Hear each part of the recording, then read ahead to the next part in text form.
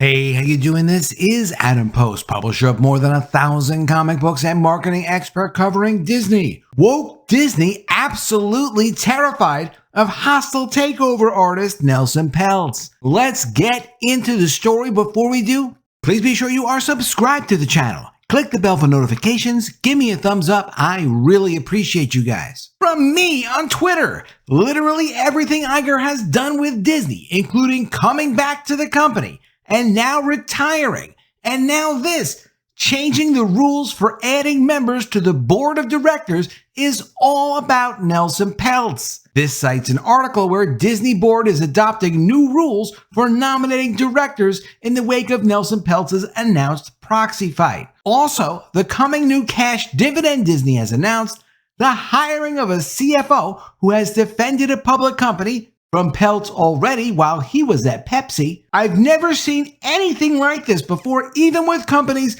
blocking a real hostile takeover. And when I say a real hostile takeover, I mean when a company comes in, takes over ownership, like Ronald Perlman's takeover of Revlon was really the first hostile takeover financed by Michael Milken's company Drexel, when they took over control of the company, got rid of management, took it private, and did it as a leveraged buyout. Coming from Deadline, Disney says NELSON PELTZ ally Ike Perlmutter has long-standing personal agenda against Bob Iger as the battle heats up. From CNBC, Disney slams Peltz for lack of media experience, but its board is light on it too. This article from Alex Sherman was from the first time around when NELSON PELTZ said he wanted to get on the board of Disney. Disney responded back, hey, why do we need NELSON PELTZ? He really has no good entertainment industry experience. In the meantime, Disney hires a new CFO, Chief Financial Officer, who has experience with fighting off NELSON PELTZ,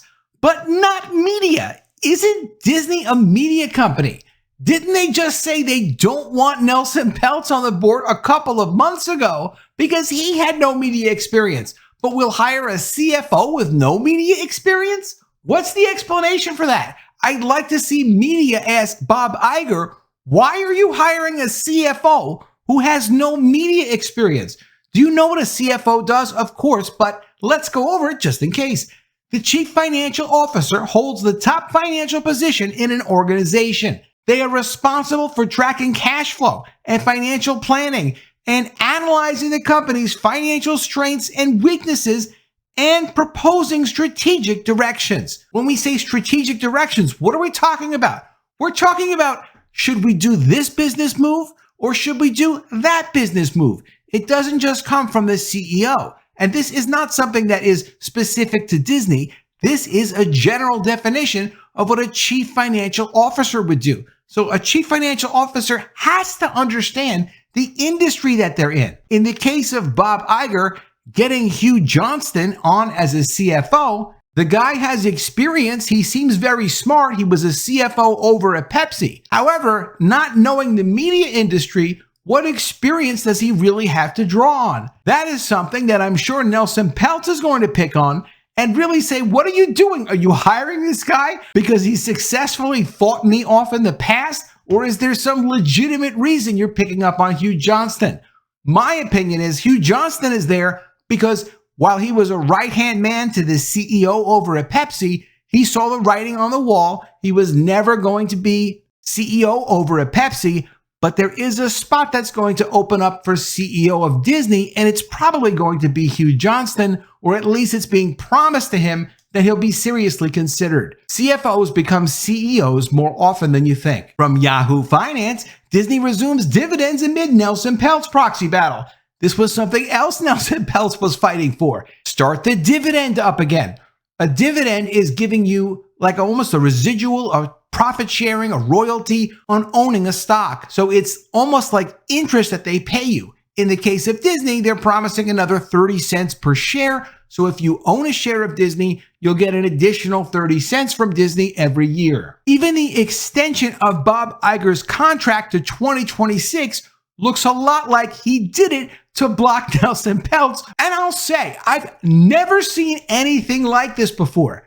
I'm very interested in hostile takeovers. I'm very interested in the 1980s when they really first started using finance to democratize capital, as they say it. There were hostile takeovers. There were entrepreneurs that got back. It was really the first breaking up of the old boys network. Old finance did not like that. And that's why Michael Milken ultimately wound up going to prison. It did create a lot of value for shareholders and was a very positive movement while it lasted. That's when Nelson Peltz really started to get movement. His first takeover deal was a deal for a company called American Can and then National Can. These were companies that produced cans. And Michael Milken really had no one else to give that deal to. He had a lot of access to deals as the head of Drexel Burnham Lambert's junk bond and special financing department. Although it wasn't all junk bonds, Michael Milken was out looking for entrepreneurs he could do deals with.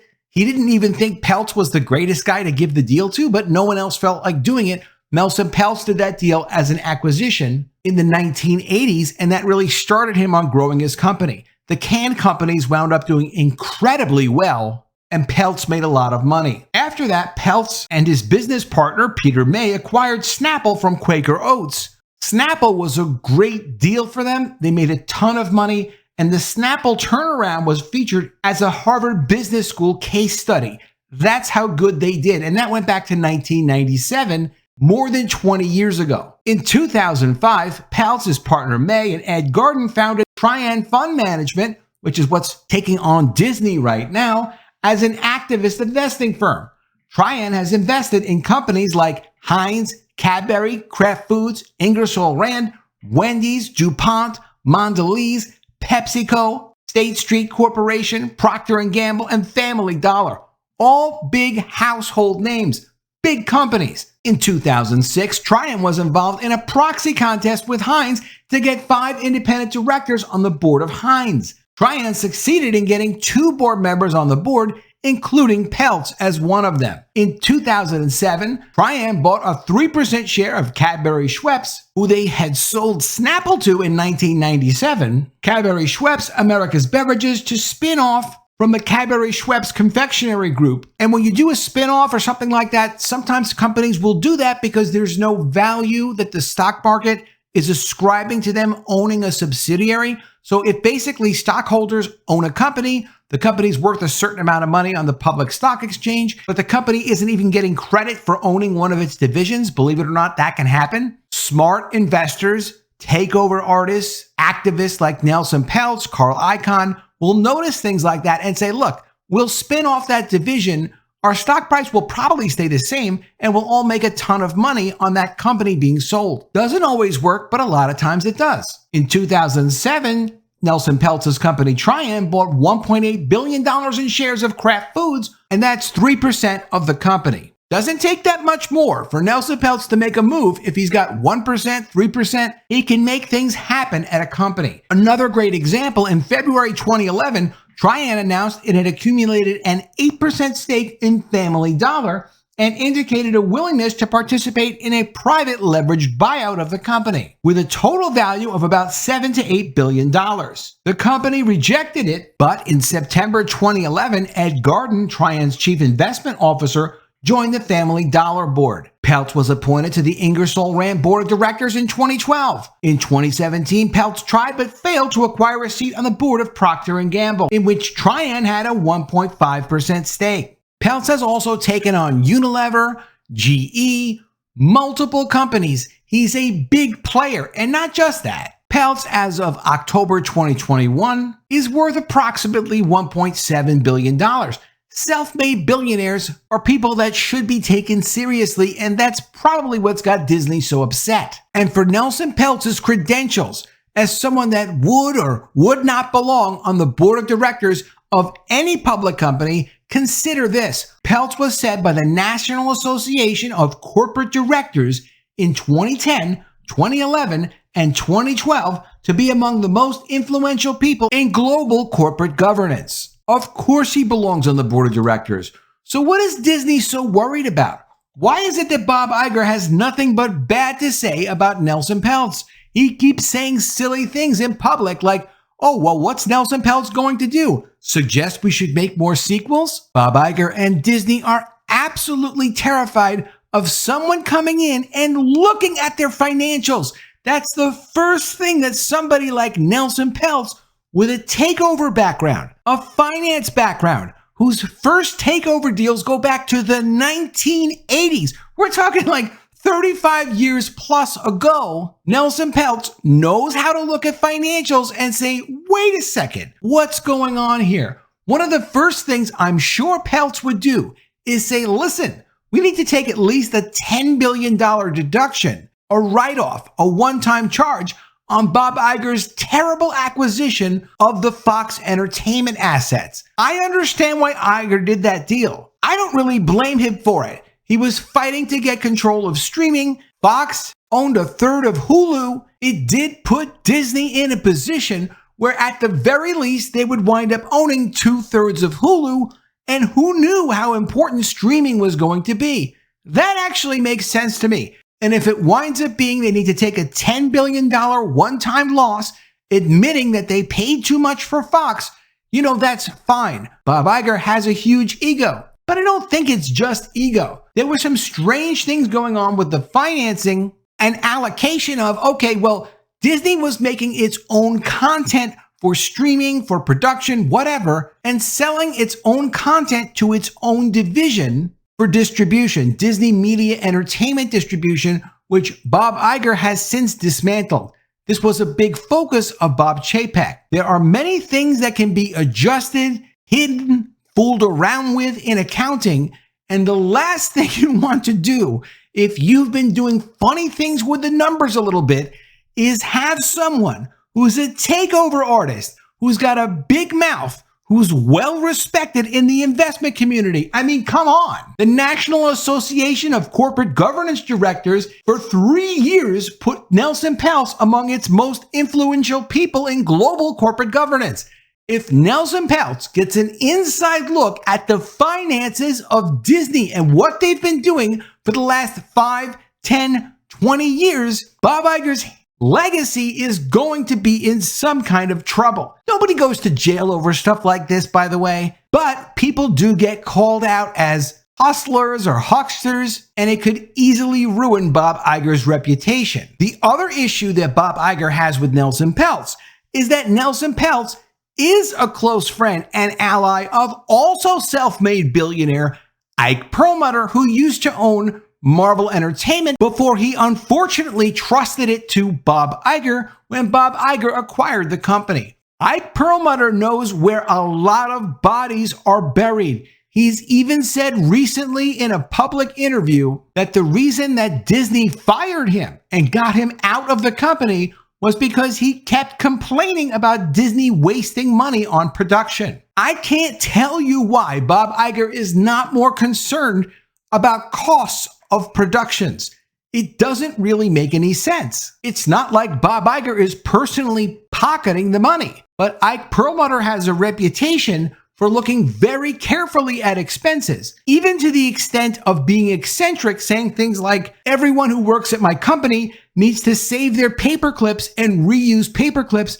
I don't want to see them thrown out in the garbage. He doesn't want to see money spent on new furniture. Those kinds of things are a bit eccentric. But at the same time, it does send a message to all the employees. We don't waste money at this company. We are very careful with how we spend money at this company. And it's not really about the paper clips as much as it is about trying to get people to really understand when you're working for one of Ike Perlmutter's companies, you have to care about the money that you spend as if it was your own money. And I can't fault him for that. But Bob Iger does not like that idea. Coming from Deadline, Disney says Nelson Peltz ally Ike Perlmutter has long-standing personal agenda against Bob Iger as battle heats up. And this article has been updated with Nelson Peltz's Trian saying they were going to be taking their pitch directly to shareholders because Iger and the board of directors will not even consider adding Nelson Peltz to the board of directors. Disney has responded to activist investor Nelson Peltz's plan to go directly to shareholders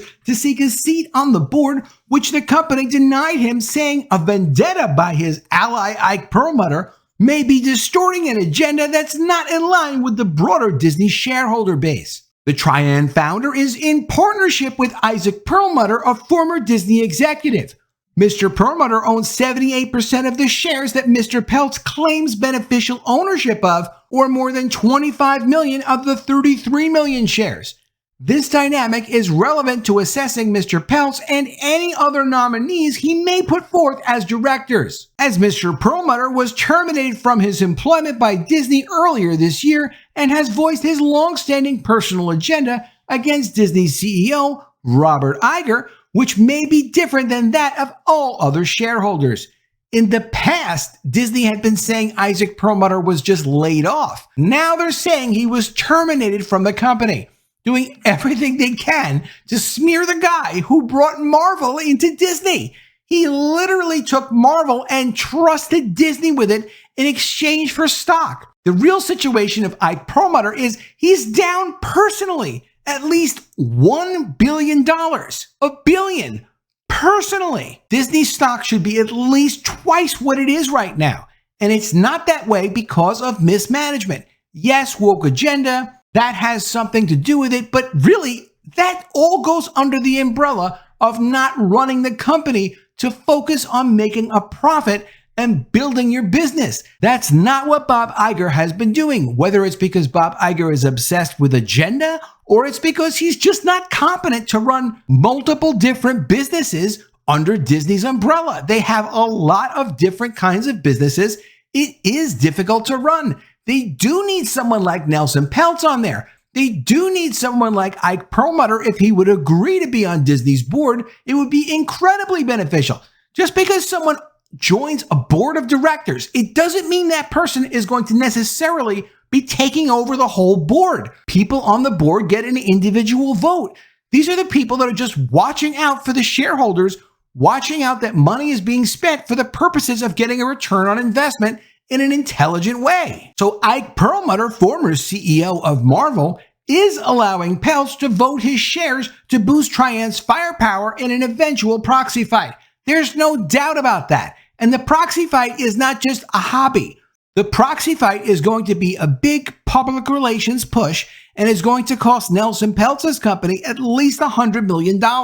I'm sure Ike Perlmutter has agreed to pay at least part of that expense. Trian took on Disney and Iger last year for board seats with Perlmutter on the margins, but retreated before an actual proxy fight battle as Iger announced again a series of changes at the company since he returned as CEO just over a year ago.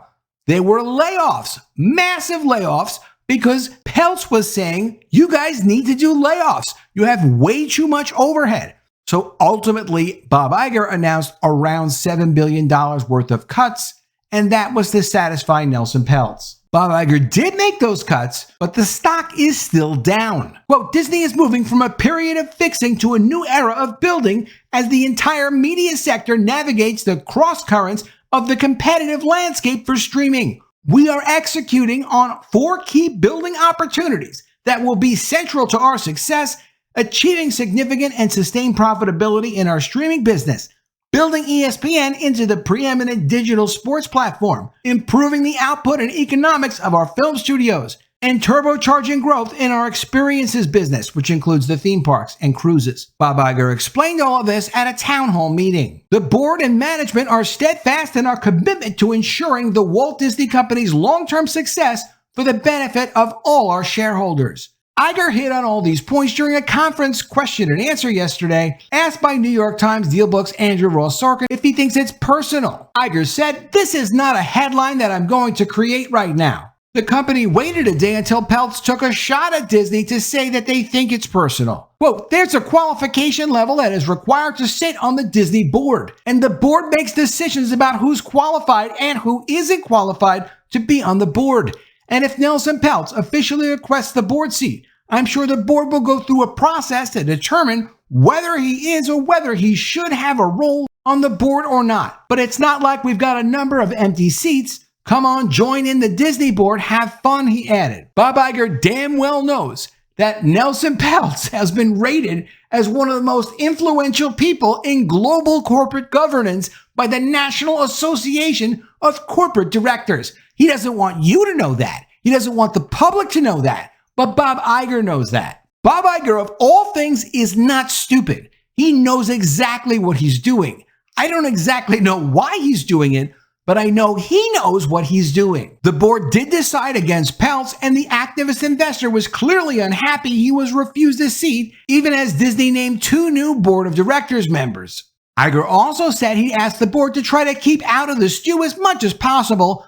Don't force me to take my eye off the ball and lose focus in terms of managing the company. Nelson Peltz is someone that absolutely terrifies Bob Iger. Bob Iger knows that Nelson Peltz knows balance sheets, financing, and accumulated depreciation much more than Bob Iger even understands. What's accumulated depreciation? To me, this is a key part of what's been going on at Disney for at least the last 10 years. Accumulated depreciation is the total amount of depreciation expense that has been allocated for an asset since the asset was put into use. Depreciation expense is recognized on the income statement as a non-cash expense that reduces the company's net income. When Disney goes and takes a $2.4 billion charge like they did a couple of months ago, saying they were taking content off their streaming service, the same way that Warner Brothers Discovery has been doing, phasing out some of their content, it affects how they report on net income. There are funny things going on with the financials that Bob Iger does not want Nelson Peltz or his team noticing. This is not the first rodeo that Nelson Peltz has ever been in. If Nelson Peltz gets access to internal information by being on the board of directors at Disney, it's all over for Bob Iger's legacy. And that's why woke Bob Iger is absolutely terrified of Nelson Peltz. Let me know what you think of all this in the comments below. Always love to see your ideas. Please be sure you are subscribed to the channel. Click the bell for notifications. Give me a thumbs up, and I'll see you again soon with another video. And if I don't see you, I will miss you.